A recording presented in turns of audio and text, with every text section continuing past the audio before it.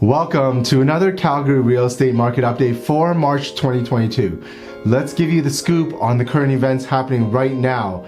There are two main things we want to touch on, and then we'll give you the goods on the stats and analysis by our team. Let's do this. The Bank of Canada has recently increased its policy interest rate, and for the last 2 years, interest rates in Canada have been at an all-time low. They attempted to help the economy weather the effects of the COVID-19 pandemic by keeping the interest rate at 0.25% since early 2020. Low rates have been enjoyed by many, including home buyers. Amid the highest inflation rates in the last 3 decades, the Bank of Canada finally increased its key interest rate to 0.5%, with more hikes expected to come later this year.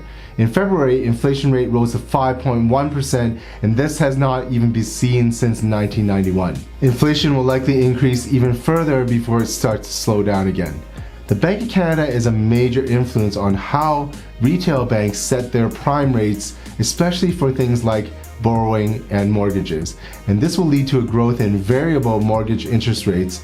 And if you're not sure what a variable versus a fixed mortgage rate is, you can check out a video that Felix made here and he will explain it to you. Many people have already chosen to lock in their variable rate mortgages to avoid rising payments. Homebuyers will still be able to get relatively inexpensive mortgages to compete for properties.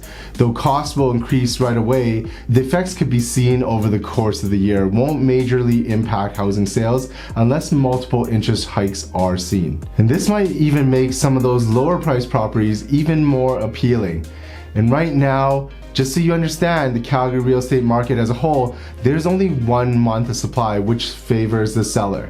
And here's the second thing I want to talk about today, which is the outside investment into the Calgary real estate market from places like BC and Ontario. Right now, cash flow hungry real estate investors in Ontario and BC are looking into Calgary housing market because the prices are much lower.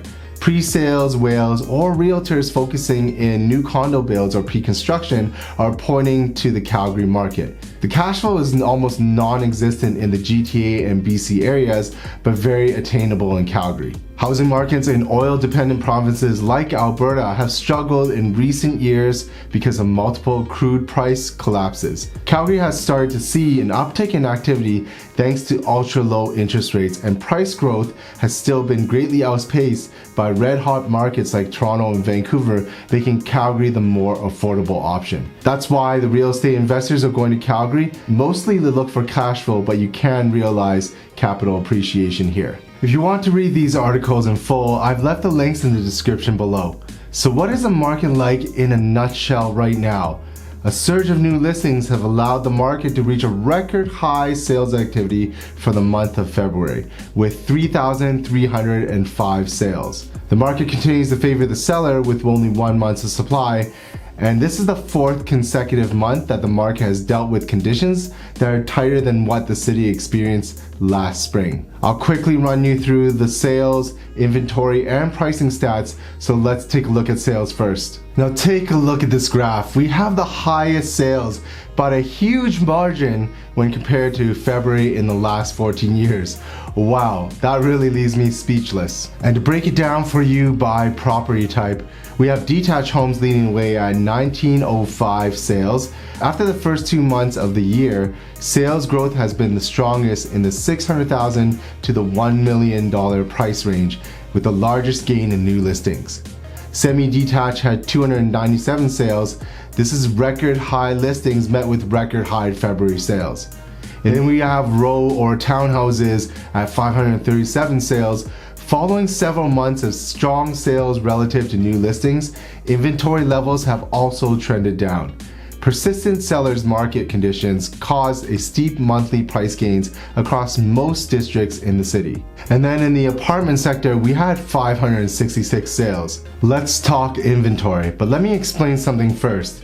If you have ever thought about selling your home, this is a very important point to understand. Inventory affects you because these other listings are your competition, and when inventory levels are lower, like it is right now, especially for detached homes, is a great time to sell because buyers have less choice and you can command a higher price. But when other potential sellers that haven't listed yet catch wind that it is a great time to sell as well, some of them will rush to list quickly. This is why there are a surge of new listings, which will replace the inventory somewhat and give you more competition. Since timing is important, you need to have the right realtor to help you list your property. My advice is don't wait or drag your feet when you're preparing. So hit that contact us link below to reach our team of experts to start the process. As you can see from this graph, inventory levels are still one of the lowest when compared to previous years in February.